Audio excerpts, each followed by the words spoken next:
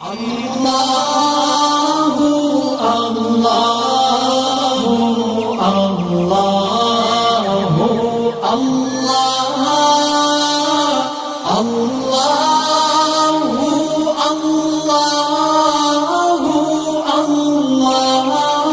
الحمدللہ وکفا والصلاة والسلام علی عبدہ المصطفیٰ اما بعد فاعوذ باللہ من الشیطان الرجیم بسم اللہ الرحمن الرحیم۔ نماز کے شرعی مسائل کے ساتھ آپ کو علمی پکار میں خوش آمدید کہتے ہیں، اور اگر ابھی تک آپ نے ہمارے چینل کو سبسکرائب نہیں کیا تو چینل کو سبسکرائب کر لیں، ساتھ میں گھنٹی کے بٹن کو بھی پریس کر لیں تاکہ ہر آنے والی نئی ویڈیو کا نوٹیفیکیشن آپ تک بر وقت پہنچ سکے۔ پچھلی ویڈیو میں ہم نے نماز کے واجبات کو بیان کیا تھا۔ نماز کی جو واجبات ہیں ان کی تعداد تقریباً 30 ہے، تو 30 میں سے چند واجبات ہم نے جو ہے وہ بیان کر دیے تھے۔ اب مزید واجبات جو ہے وہ ہم آپ کو آج اس ویڈیو میں بیان کریں گے۔ تو ہم نے بتایا تھا کہ سورہ فاتحہ پڑھنا، اس کے بعد سورت ملانا، قومہ، جلسہ، رکوع، سجود، ان سب کی حوالے سے بتایا تھا، اور قاعدہ اولیٰ کے بارے میں ہم نے بتایا تھا کہ یہ واجب ہے، ٹھیک ہے نا۔ اس کے بعد جب آگے بڑھتے ہیں تو تکبیر قنوت، یعنی جو وطر پڑھتے ہیں اس کے اندر جو اللہ اکبر کہتے ہیں ہاتھوں کو اٹھا کر، یہ تکبیر کہنا بھی واجب ہے، اور تکبیر کے بعد دعائے قنوت پڑھنا یہ بھی واجب ہے۔ اللہم انا نستعینک، جو یہ دعا پڑھتے ہیں یہ دعا سنت ہے، لیکن اس جگہ پر دعا پڑھنا جو ہے وہ واجب ہے۔ اگر کسی نے نہ پڑھی، بھول گئے، یاد نہیں ہے، بھولے سے رکوع میں چلے گئے، تو اب جو ہے وہ سجدہ سہو اس پر لازم ہو جائے گا۔ اسی طرح مقتدی جو ہے وہ امام کے پیچھے قرات نہیں کرے گا، اس کا قرات نہ کرنا واجب ہے۔ لہٰذا جب امام کے پیچھے نماز پڑھے، چاہے امام بلند آواز سے پڑھے یا آہستہ آواز سے پڑھے، ہمیں خاموش رہنا ہے۔ قرات کے علاوہ جتنے بھی چیزیں ہیں، چاہے وہ ثنا ہے، رکوع کی تسبیح ہے، سجدے کی تسبیح ہے، ٹھیک ہے نا، التحیات وغیرہ ہے، ان سب کو پڑھنا مقتدی کے لیے بھی واجب ہے۔ صرف قرات میں خاموش رہنا واجب ہے، اور اس کے علاوہ جتنی بھی چیزیں ان سب کو پڑھنا جو ہے وہ واجب ہے۔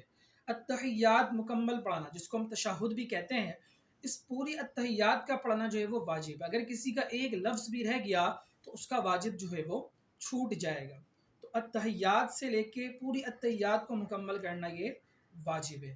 اسی طرح قاعدہ اولیٰ کے اندر جب ہم ہوتے ہیں، یعنی تیسری اور چوتھی رکعت، تین اور چار رکعت والی جو نماز ہم پڑھتے ہیں، اس میں دوسری رکعت پہ جب بیٹھتے ہیں التحیات پڑھتے ہیں، تو التحیات پڑھ کر فوراً کھڑا ہونا واجب ہے۔ اگر التحیات کے بعد خاموش بیٹھے رہے، 3 مرتبہ سبحان اللہ کی مقدار بس ویسے ہی بیٹھے رہے، کچھ کیا نہیں ہے، یا پھر وہاں پر درود شریف پڑھ دیا، اللہم صلی علی محمد پڑھ دیا، یا اللہم صلی علی محمد وعلی آل محمد پڑھ دیا، یا درود شریف کے 3 سے 4 کلمات اگر پڑھ دیے، چاہے وہ بھولے سے ہوں، تو بھی آپ کا واجب چھوٹ جائے گا، کیونکہ فوراً کھڑا ہونا جو ہے وہ واجب تھا۔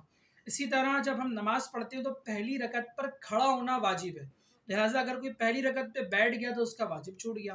اسی طرح 4 رکعت والی نماز پڑھ رہا ہے تو اس میں تیسری رکعت پہ کھڑا ہونا واجب ہے، بیٹھنا واجب نہیں ہے، کھڑا ہونا واجب ہے، لہٰذا جو تیسری رکعت پہ بیٹھ گیا تو اس کا واجب چھوٹ گیا۔ اسی طرح امام جو ہے اس کو جہری نماز میں بلند آواز سے قرات کرنا واجب ہے، اور سری نماز میں یعنی آہستہ والی نماز میں آہستہ آواز سے قرات کرنا یہ امام کے لیے واجب ہے۔ اور جو تنہا نماز پڑھ رہا ہے تو جہری نماز میں اس کو یہ آپشن ہے کہ چاہے وہ بلند آواز سے پڑھے، چاہے وہ آہستہ آواز سے پڑھے، جہری نماز میں دونوں آپشن اس کے پاس موجود ہیں۔ لیکن سری نماز میں جو تنہا بھی پڑھ رہا ہے اس کو بھی آہستہ قرات کرنا واجب ہے۔